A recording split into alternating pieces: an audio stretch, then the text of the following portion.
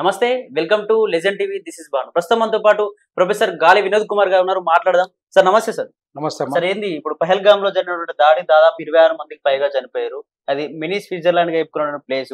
ఆ ప్లేస్ లో ఆర్మీ బలగాలు ఏమైపోయాయి? దాదాపు 100కు పైగా బుల్లెట్ వర్షం కురిసింది. గంటన్నర పైగా అంతా జరుగుతా ఉంటే ఆర్మీ బలగాలు ఏమైపోయాయి? కావాలనే బీజేపీకి తెలిసి జరిగిందని చెప్పేసి కూడా కొంచెం ప్రచారం జరిగింది. దీనికి సంబంధించి మీరేం చెప్తారు సార్? అంటే ఇప్పుడు ఖర్గే గారు అదే అంటున్నారు కదా, పిఎం గారికి 3 రోజుల ముందు తెలుసు దాడి జరుగుతుందని. ఎందుకు ప్రికాషన్ తీసుకోలేదు? మరి పహల్గామ్లో దాడి జరిగిన తర్వాత కూడా ఎందుకు పోలేదు?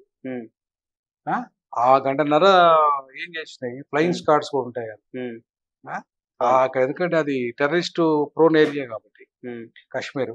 సో అక్కడ అంతా కూడా నిఘా వర్గాలు ఉంటాయి బాగా. ఏమైనాయి మరి పహల్గాము ఇప్పుడు పైకి పోవడానికి నేను విజిట్ చేశాను యాక్చువల్లీ. అక్కడికి పైకి పోవడానికి కొంత టైం పడుతుంది. బట్ అక్కడ విమానాలు ఉంటాయి, అది హెలికాప్టర్లు ఉంటాయి. మరి హెలికాప్టర్లు కూడా అంత టైం జరుగుతూ ఉంటే, దాడి జరుగుతూ ఉంటే హెలికాప్టర్ల ఆర్మీ వచ్చిన ఎందుకు పోలేదు? ఇట్లాంటి చాలా మౌలిక ప్రశ్నలకి ఆడ సమాధానం లేదు. సో కాబట్టి అది కొంత డౌట్. ఇవాళ ప్రతిపక్షాలు ఆరోపిస్తున్నట్టుగా అది కావాలని రాజకీయ ప్రయోజనాలు ఆశించి ఆపరేషన్ సింధూర్ పేరుతో ఇవాళ యుద్ధం మొదలైంది. దానికి కారణం రాజకీయ ప్రయోజనాలు. రానున్న ఎన్నికల్లో బీజేపీ దాన్ని ఉపయోగించుకొని రేపు బీహార్ కానీ, ఉత్తరప్రదేశ్ కానీ, లేదంటే తమిళనాడు కానీ, ఈశాన్య రాష్ట్రాల ఎన్నికలు కానీ, ఇట్లా అన్నిట్లలో కూడా లబ్ధి పొందాలి. ఆ లోకల్ సమస్యలని పక్కదారి పట్టియాలి, అవి ప్రశ్నించకుండా ఉండాలి. మాకు విజయం సాధించడం ఆపరేషన్ సింధూర్ పేరుతో అని తెలంగాణ పట్టుకొని మొత్తం దేశం అంతా తిప్పాలి బీజేపీ. ఇది ఒక లక్ష్యంగా బీజేపీ పనిచేస్తున్నదని చెప్పేసి ప్రతిపక్ష పార్టీ ఆరోపిస్తుంది. ప్రధానంగా కాంగ్రెస్ పార్టీ ఆరోపిస్తుంది. దాంట్లో వాస్తవం ఎంత ఉందనేది రేపు మొత్తం నిఘా వర్గాలు, మీడియా వర్గాలు, ఎవరైతే ఇన్వెస్టిగేట్ జర్నలిస్టులు ఉంటారో అటు పాకిస్తాన్ లో కానీ, ఇటు ఇండియాలో కానీ, వాళ్ళంతా ఇవన్నీ విషయాలన్నీ బయట పెడతారు. వాళ్ళేం ఖాళీగా కూర్చోరు. ఎందుకంటే నిజంగా వాస్తవంగా చనిపోయింది ఎట్లా, ఏం కథ, ఎంత టైం తీసుకున్నారు ఆడ, ఇంతలో ఆర్మీ ఏమైంది, నిఘా వర్గాలు ఎందుకు అంత నిర్లప్తంగా ఉన్నాయి, మరి భారతదేశం ఈ రకంగా ఉంటే రేపు భవిష్యత్తు ఏంటి? నిజంగానే ఇప్పుడు టెర్రరిస్టులు నిజంగానే అటాక్ జరిగితే నిజంగా ఐడి కార్డులు చూసి మీరు హిందువా ముస్లిం అని చూసేంత టైం ఉంటుందా సార్ అక్కడ? అంటే వీళ్ళేం చెప్తా ఉన్నారు అంటే నిజంగా హిందువులు మాత్రమే చంపేశారు, ఎక్కడ ముస్లింస్ లేరని వీళ్ళు చెప్తా ఉన్నారు. కానీ ఆ చనిపోయిన వాళ్ళ లిస్ట్ లో 2-3 ముస్లింస్ కూడా ఉన్నారు, క్రిస్టియన్ కూడా ఉన్నారు. ఒక లేడీ నా భర్త క్రిస్టియన్ అని చెప్పినా కూడా చంపినని చెప్పినారు. అంటే అర్థమైంది అంటే క్రిస్టియన్ హిందూ అని కాదా సమస్య, మొగోడా కాదా అని. ఆడలను చంపలే, చిన్నపిల్లలు చంపలేవాళ్ళు, మొగోళ్ళని చంపారు. అంతేగాని అక్కడ హిందువులే టార్గెట్ చేసిందని చెప్పేసి ఏదైతే ప్రచారం మీడియాలో జరుగుతుందో చెప్పుకోపోండి అని చెప్పేసి అంటే ఇక మోడీకి చెప్పుకోపోండి అంటే ఇదేంటంటే ఇది కావాలని వాళ్ళే మోడీ పేరుని అక్కడ ఉచ్చరించి ముందే ప్రీప్లాన్డ్ గా ఇది జరిగింది అనే దాన్ని కూడా ప్రతిపక్షాలు ఆరోపిస్తున్నాయి. సో వాస్తవం ఎంత అనేది రానున్న రోజుల్లో కాలం నిర్ణయిస్తుంది. కానీ ఖచ్చితంగా దీని వెనుక మాత్రం రాజకీయ ప్రయోజనాలు అయితే ఉన్నాయి. సరే, ఆపరేషన్ సింధూరు అది ఉగ్రవాద నిర్మూలనకి పాటుపడితే సంతోషం, దాన్ని అందరం స్వాగతిస్తాం. అందరం కూడా సపోర్ట్ చేసినాం, నేను కూడా సపోర్ట్ చేసిన ఆపరేషన్ సింధూర్ ఉగ్రవాద నిర్మూలన కోసం. 9 ఉగ్రవాద స్థానాలను చంపేసారు, మీరేమో రాజకీయ ప్రయోజనాలు అంటారు. మరి ఎందుకంటే చాలా మంది కూడా చంపేసారు కదా ఉగ్రవాదులు. అదే అంటున్నా, ఇప్పుడు చంపేయడం దాన్ని అక్కడ వరకు మనం దాన్ని సక్సెస్ స్టోరీగా తీసుకుందాం అంటున్నా. 9 స్థావరాలలో 100 మంది చచ్చిపోయిన ఉగ్రవాదులు అనేది ఒక గొప్ప విజయం. కానీ ఆ విజయం తాత్కాలికమే. ఎందుకు తాత్కాలికం అంటే మనకి పిఓకే పాక్ ఆక్రమైడ్ కాశ్మీర్ ని తిరిగి స్వాధీనం చేసుకోవడం యుద్ధం లక్ష్యం. అది కాలేదు, కాకముందే ఆగిపోయింది. అది విమర్శలకు దారితీస్తుంది. సో అది ఎందుకు ఆగిపోయింది అనే దాంట్లో చాలా మందికి అపోహలు ఉన్నాయి. దానికి ప్రధానమంత్రి గారు క్లారిటీ ఇవ్వాల్సిన అవసరం ఉంది. రెండవది, మధ్యలో ఎన్నికలు ఉన్నాయి. ఒకవేళ దాంట్లో ఫెయిల్ అయింది అనుకో, ఆ పాక్ అక్రమైడ్ కాశ్మీర్ లో రేపు చైనా యుద్ధం పాకిస్తాన్ కు సహకరించి రేపు మనం ఓడిపోతే రేపు వీళ్ళు ఎన్నికలు గెలవలేరు. సో అది కూడా ఒక కారణం కావచ్చు, చెప్పలేం అనే విషయాలు కూడా ఒక చర్చ జరుగుతుంది దేశంలో. కాబట్టి వీటన్నిటి దృష్ట్యా రాజకీయ ప్రయోజనాలు ఉన్నాయి అనే దాంట్లో వాస్తవం అయితే ఉంది. బట్ సక్సెస్ కూడా పాక్షికంగా జరిగింది. ఎట్లా 9 స్థావరాలను దెబ్బకొట్టి 100 మందిని చంపేసిండ్రు ఉగ్రవాదులు అని చెప్పేసి ఏవైతే మనకు బొమ్మలు చూపెడుతున్నారో అది ఫ్యాక్టా కాదా అనేది రేపు పూర్తి స్థాయిలో ఇంకా బయటకు రావాల్సిన అవసరం ఉంది. రేపు అంతా కూడా ఈ జర్నలిస్టులు కూడా అక్కడికి పోయి మొత్తం కంప్లీట్ గా జరిగింది వాస్తవమే, ఫేక్ కాదు అనే విషయాలు కూడా బయటకు రావాల్సిన అవసరం ఉంది పూర్తి స్థాయిలో. ఎందుకంటే ఇప్పుడు మనకు గతంలో ఇందిరాగాంధీ హయాంలో అక్కడ జరిగిన యుద్ధ ట్యాంకులు వాటన్నిటిని ప్రదర్శించారు. అట్లా వీరు కూడా ప్రదర్శించాలి. అక్కడ ఏమైంది, బుల్లెట్లు ఎన్ని ఇదైనాయి, ఎంతమంది కాల్పులు పాల్గొన్నారు, ఆర్మీలలో 2 అమ్మాయిలను చూపెడుతున్నారు, 2 మహిళా సైనికులను చూపెడుతున్నారు, వాస్తవమేనా 2 మహిళా సైనికులతో పాటు ఇంకెవరు ఉన్నారా, ఇవన్నీ కూడా ఇక్కడ సింధూర్ అని పేరు పెట్టారు కదా, మహిళల్ని ముంగడ పెట్టారు కదా. సో ఇది ఒక రకంగా సక్సెస్ స్టోరీ అన్నట్టు మనకి.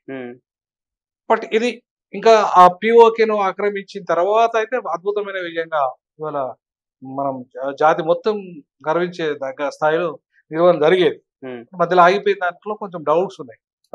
దాంట్లో అంటే ఆగిపోవడానికి కారణం ఈ అమెరికా అధ్యక్షుడు ట్రంప్ చెప్పడం వల్లనే ఆపేశాడు మోడీ అని చెప్పేసి ప్రచారం నడుస్తా ఉంది. అదే ఇప్పుడు వాణిజ్య ప్రయోజనాలు అనేవి ఇప్పుడు చైనాతోని అమెరికాకు బాగా ఉన్నాయి. ఇప్పుడు చైనా మీద అటాక్ జరగాల్సి వస్తుంది. ఇంట్లో పాకిస్తాన్ మీద అక్కడ జరుగుతుందంటే చైనా యొక్క వ్యాపార కేంద్రాలు ఉన్నాయి ఇక్కడ పిఓకే పాక్ ఆక్రమణ కాశ్మీర్ చుట్టూ చైనా యొక్క అది బిజినెస్ కారిడార్ ఏర్పాటు చేసుకున్నది. ఆ బిజినెస్ కారిడార్ ను మనం ఓన్ చేసుకుంటే ఆక్రమించుకుంటే మన పరిధిలోకి వస్తుంది ఆ సముద్ర ప్రాంతం అంతా. అప్పుడు ఏమైతుంది, మొత్తం బిజినెస్ అంతా చైనా దెబ్బతింటది. సో ఇప్పుడు అమెరికా బిజినెస్ కూడా అక్కడ ఉన్నది. అమెరికాకు రావాల్సిన బిజినెస్ అంతా వస్తువులన్నీ అక్కడ ఉన్నాయి. సో అమెరికా ఇప్పుడు నష్టపోతుంది ఒకవేళ ఈయన చేసిన మధ్యలోనే అవి అంతా కూడా లేపేయాల్సి వస్తుంది, ఇవి నౌకలని ధ్వంసం చేయాల్సి వస్తుంది, అవన్నీ ఉంటాయి కదా. సో దాంతో అమెరికాకు నష్టం జరుగుతుంది. మా యొక్క అన్ని ఉన్నాయని భయాడా, కాబట్టి ఇప్పుడే వద్దు తాత్కాలికంగా అని చెప్పి అమెరికానే వీళ్ళిద్దరిని చదవాల్సినట్టుగా మనకు కనపడుతుంది. సో కాబట్టి అమెరికా వాణిజ్య ప్రయోజనాలే మేజర్ గా అక్కడ యుద్ధం ఆగిపోవడానికి కారణం ఏందనేది మనకు ఇప్పుడు వినిపిస్తున్న చర్య. ఆయన కూడా వాస్తవం చెప్పింది, నేను అణువాయుధ ఆపేయగలిగిన అన్నది. అది అణువాయుధ యుద్ధం జరిగే పరిస్థితి అయితే అంత కనపడలేదు నాకైతే. ఎందుకంటే అణువాయుధ యుద్ధానికి దారి తీసే దిశగా అంత పెద్ద స్థాయిలో జరిగితే అది పెద్ద ఎత్తున ప్రాణహాని జరిగేది. కానీ అది కేవలం ఓన్లీ టార్గెట్ అంతా అయింది దాన్ని 9 స్థావరాలే. కాబట్టి ఆ 9 స్థావరాలను ఉగ్రవాదం చంపేసిన తర్వాత అణ్వాయుధం కనుక వాళ్ళు అది చేస్తే ప్రపంచం మొత్తం కూడా ఇవాళ వ్యతిరేకించేది పాకిస్తాన్. కాబట్టి ఆ పాకిస్తాన్ కూడా అలాంటి నిర్ణయం తీసుకోలేదు. కాబట్టి ఇవాళ అణు యుద్ధాన్ని నేను ఆపగలిగానని చెప్పి ఆయన చెప్పి తప్పు, అబద్ధం. ఏది నిజము, ఆయన వాణిజ్య ప్రయోజనాల కోసం, వ్యాపార ప్రయోజనాల కోసం యుద్ధం ఆపిండి అనేది వాస్తవం. ఓకే సార్, నిజంగా పాకిస్తాన్ మన పైన ఇంత పెద్ద దాడి చేస్తా ఉంది, ఏదైతే కాశ్మీర్ తీసుకునే ప్రయత్నంలో భాగంగా ఇట్లా చేస్తా ఉందని చెప్పి అంతరా గ్రహించి అంత పెద్ద యుద్ధం చేసినప్పుడు కరిగట్టలో జరుగుతున్నటువంటి మావోయిస్టుల పైన కాల్పులు ఎందుకు ఆపలేకపోతా ఉంది ఈ ప్రభుత్వం? ఏం చెప్తారు సంబంధించి? అంటే మావోయిస్టుల సమస్య డిఫరెంట్, అక్కడి ఉగ్రవాదుల సమస్య డిఫరెంట్. సో మావోయిస్టులది ఒక రాజకీయ సమస్య, అక్కడ ఉగ్రవాదుల రాజకీయ సమస్య కాదు. అక్కడ శాంతి ప్రాబ్లం, అక్కడ ఏంటంటే హింస మేజర్. బట్ ఇక్కడ వీళ్ళు మావోయిస్టులు హింస కంటే కూడా వాళ్ళు ఒక రాజకీయ ఎజెండా ఏంది, వాళ్ళది ఈ రాజ్యాన్ని ఆక్రమించడం, ఆయుధం ద్వారా రాజ్యం ఆక్రమించడం, అంటే వీళ్ళని కూల్చడం. ఇది చాలా ప్రమాదకరం కదా. మరి ఇప్పుడు నువ్వు ప్రజలు ఎన్నుకున్న ప్రభుత్వాలను కూలుస్తా అంటే, నక్సలైట్లు కూలుస్తా అంటే అది ఎందుకు ఒప్పుకుంటుంది ప్రభుత్వం? సో ఆపరేషన్ కగారు ఇవాళ అట్లాంటి ఆలోచనతో ఉంది కాబట్టి వాళ్ళ మీద యుద్ధం ప్రకటించింది. ఇవాళ తాత్కాలికంగా యుద్ధ ప్రయోజనాల కోసం ఆపచ్చు కదా. అంటే వాళ్ళు ఆపరేషన్ కగారు ఆపుతారని అయితే నేను అనుకో. ఎందుకంటే వాళ్ళు 2026లో క్లోజ్ చేస్తాం, మార్చి వరకు క్లోజ్ చేస్తామని చెప్పేసి ఒక పథకాన్ని రూపొందించారు వాళ్ళు. ఆపరేషన్ కగార్ అనేది ఒక పథకం, అది యుద్ధం. కగార్ ఇది నథింగ్ బట్ యుద్ధం. సో ఆ యుద్ధం ఒక ప్రకటించారు, దానికి కొన్ని డబ్బులు కేటాయించారు, అది నడుస్తుంది. అంటే నిజమే సాధ్యమే అవుతుంది అంటారా సార్ నిజంగా నక్సలైట్ లేకుండా చేయడం అనేది? అంటే నక్సలైట్లను లేకుండా చేయడం అనేది సాధ్యం, బట్ అసమానతలు ఉన్నంత కాలం మళ్ళీ తిరిగి మరో రూపంలో పుడతారు కదా నక్సలైట్లు. అంత సామాజిక అసమానతలు, ఆర్థిక అసమానతలు, ప్రాంతీయ అసమానతలు, భాషా అసమానతలు, లింగ అసమానతలు, అనేక అసమానతలు భారతదేశంలో ఉన్నాయి. అవి పోవడానికి అనేక రూపాల్లో ఆయుధం పట్టుకునే ప్రజలు ఉన్నారు. ఇవాళ దళితులను చంపేస్తున్నారని దళితులు కూడా ఉత్తర భారతదేశంలో ఆయుధాలు పట్టుకుని ఒక ఆర్మీగా తయారైంది. అట్లాగే మిగతా కులాల్లో కూడా ఆ కుల సేనలు కూడా తయారైంది.